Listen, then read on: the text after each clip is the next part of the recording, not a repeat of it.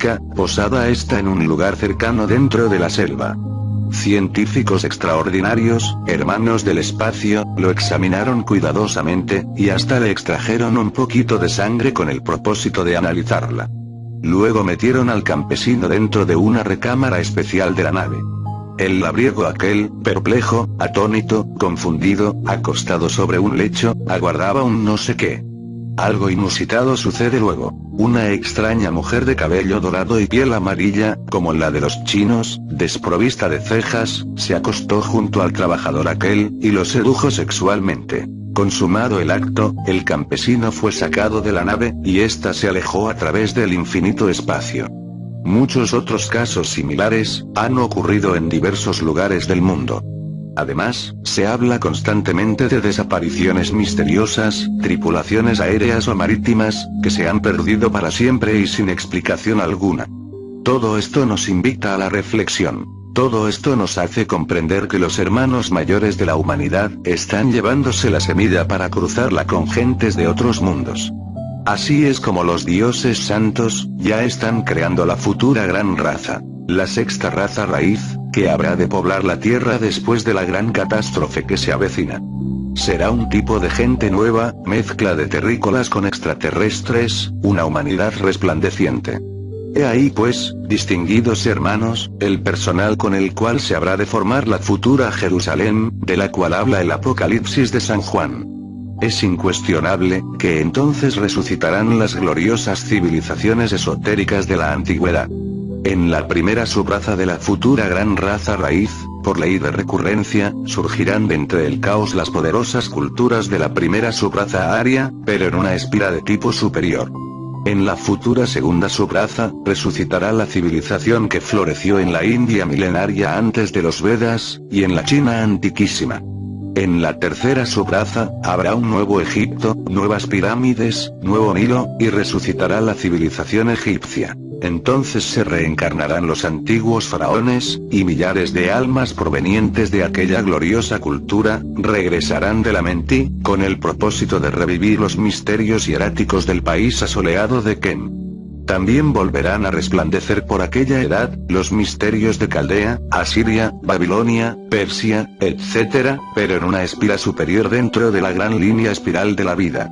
En la cuarta subraza de la Tierra del Mañana, resucitarán los misterios de Grecia y de Roma, con la ventaja de la espiral superior de la existencia.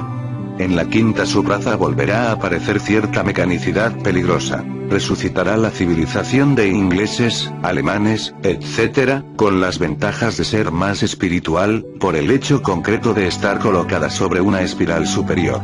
En la penúltima subraza de aquella gran raza raíz del mañana, podrá verse algo parecido al mundo latino, pero con un aspecto más elevado, más digno, más espiritual. La subraza final de aquella futura raza raíz, aunque muy tecnificada, no tendrá el grosero materialismo de esta edad negra del Kali Yuga. Así es pues, amigos, como trabaja la ley de recurrencia, moviéndose en la espiral de la existencia. Pensemos ahora en la ley de recurrencia de los mundos, en los espacios estrellados, en el inalterable infinito. Todo lo que sucedió en la vieja luna, en ese satélite que ilumina la faz de la Tierra durante las horas nocturnas, se está repitiendo ahora mismo en nuestro planeta Tierra.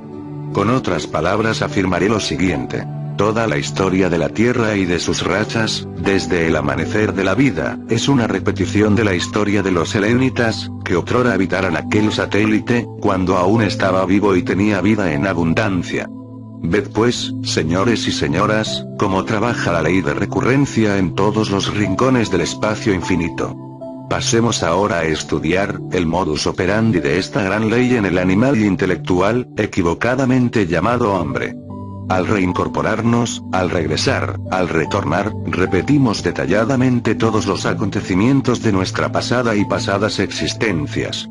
Existen sujetos de rigurosa repetición, casos concretos de egos, que retornan durante muchos siglos en el seno de una misma familia, ciudad y nación. Esos son los que debido a la incesante repetición de lo mismo, pueden predecir con absoluta claridad lo que les aguarda en el futuro. Esos son los que pueden decir, por ejemplo, me casaré a los 30 años, tendré una mujer de tal color, de tal estatura, tantos hijos, mi padre morirá a tal edad, mi madre a tal otra, mi negocio fructificará o fracasará, etcétera, etcétera. Y es claro, que todo esto se viene después a suceder, con exactitud asombrosa. Son personas que se saben su papel a fuerza de tanto repetirlo, que no lo ignoran. Y eso es todo. Entran en este asunto también los niños prodigio, que tanto asombran a las gentes de su época. Por lo común, se trata de egos que ya se saben su oficio de memoria, y que al retornar lo hacen a la maravilla desde los primeros años de su infancia. Es asombrosa la ley de recurrencia.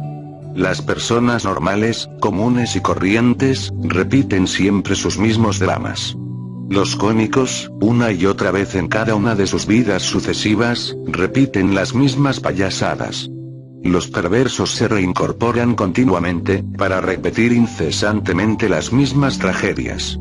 Todos esos eventos propios de las existencias repetidas, van acompañadas siempre de las buenas o malas consecuencias, de acuerdo con la ley de causa y efecto. Volverá el asesino a verse en la horripilante ocasión de asesinar, mas será asesinado. Volverá el ladrón a verse con la misma oportunidad de robar, pero será metido en la cárcel. Sentirá el bandido el mismo deseo de correr, de usar sus piernas para el delito, pero no tendrá piernas, nacerá inválido, o las perderá en cualquier tragedia. Querrá el ciego de nacimiento, ver las cosas de la vida, aquellas que posiblemente le condujeron a la crueldad, etc., pero no podrá ver. Amará la mujer al mismo marido de su vida anterior, o aquel que posiblemente abandonó en el lecho de enfermedad, para irse con cualquier otro sujeto, mas ahora, el drama se repetirá a la inversa, y el sujeto de sus amores, partirá con otra mujer, dejándola abandonada. Volverá el salteador de caminos, a sentir el deseo de correr, de huir, clamará, posiblemente en estado de delirio mental, revestido con un nuevo cuerpo de naturaleza posiblemente femenino, tendrá delirios extraños, no podrá huir de sí mismo, enloquecerá, será un enfermo mental, etcétera, etcétera. Así amigos, así trabaja la ley de recurrencia incesantemente. Pregunta. Maestro, ¿un país que fue afectado por la violencia tanto tiempo, se debe a la ley de recurrencia? Respuesta. Obviamente, la violencia de las multitudes en ese país, fue la repetición de violencias similares, ocurridas en un pasado caótico. Piénsese en las guerras civiles, ocurridas en épocas anteriores a la sucedida violencia. Guerra de partidos políticos de derecha e izquierda, repitiéndose en el presente como resultado del pasado. He ahí la ley de recurrencia. Pregunta. Maestro, si una persona ha sido correcta, si se ha comportado como todo un ciudadano en el cumplimiento de sus deberes, ¿cómo operaría en él la ley de recurrencia en su próximo retorno? Respuesta.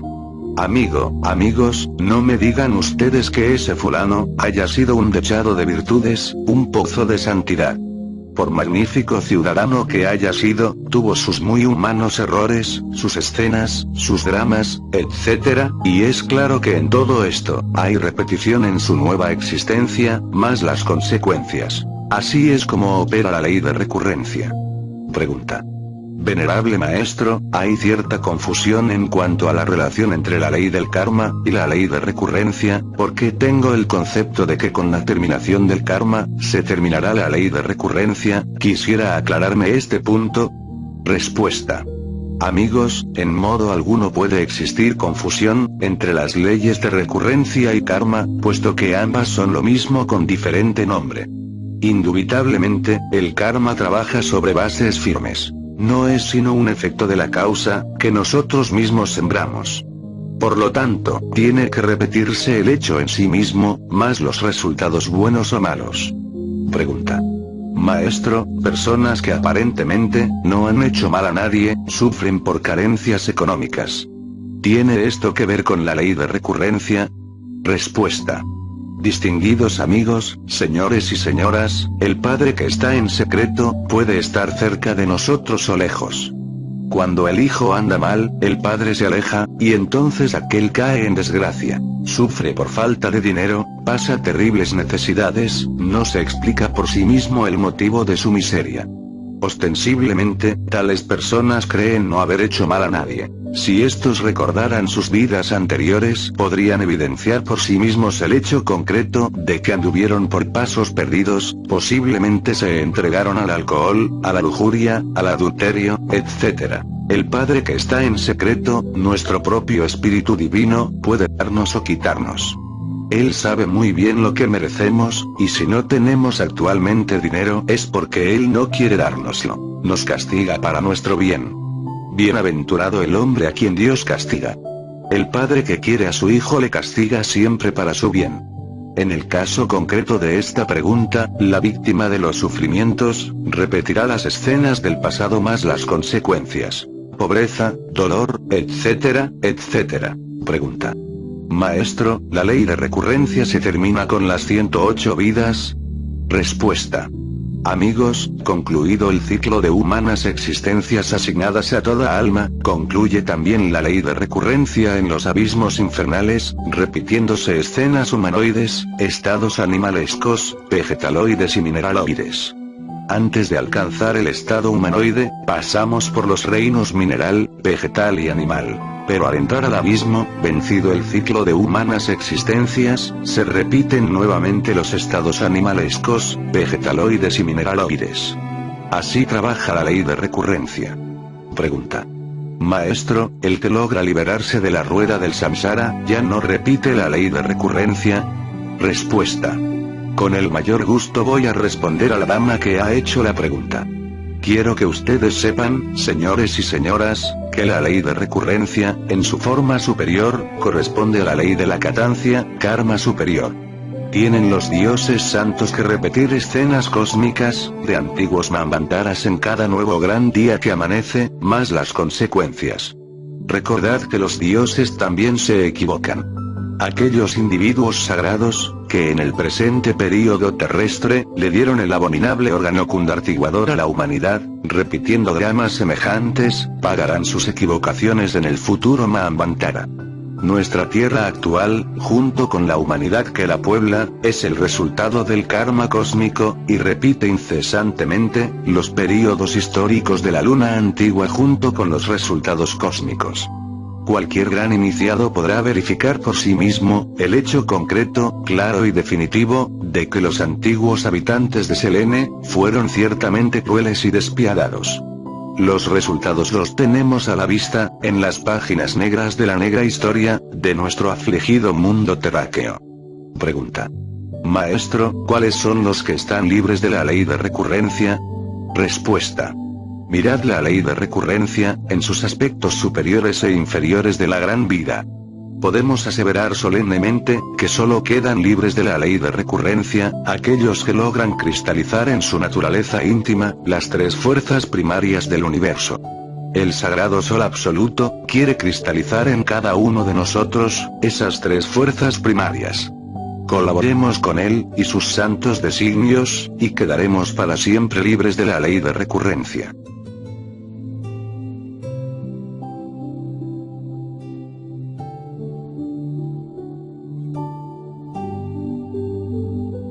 Capítulo 23. El caracol de la existencia. Amigos míos, vamos hoy a hablar ampliamente sobre la línea espiral de la vida.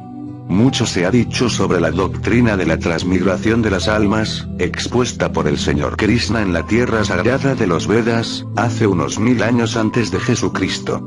Ya en pasadas pláticas, hemos expuesto todos esos procesos de la rueda del samsara.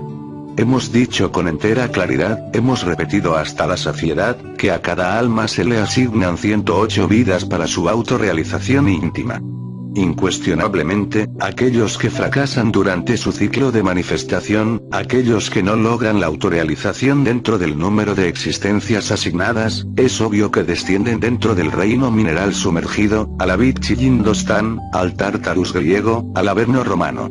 Resulta palmario y evidente, que la involución dentro de las entrañas del planeta en que vivimos, es terriblemente dolorosa. Recapitular procesos animalescos, vegetaloides y mineraloides, en vía francamente degenerativa, no es ciertamente muy agradable. Afirmamos también en nuestras pasadas pláticas que después de la muerte segunda, la esencia, eso que tenemos de alma, reasciende evolutivamente desde el reino mineral, hasta el animal intelectual, equivocadamente llamado hombre, pasando por las etapas vegetal y animal. Sin embargo,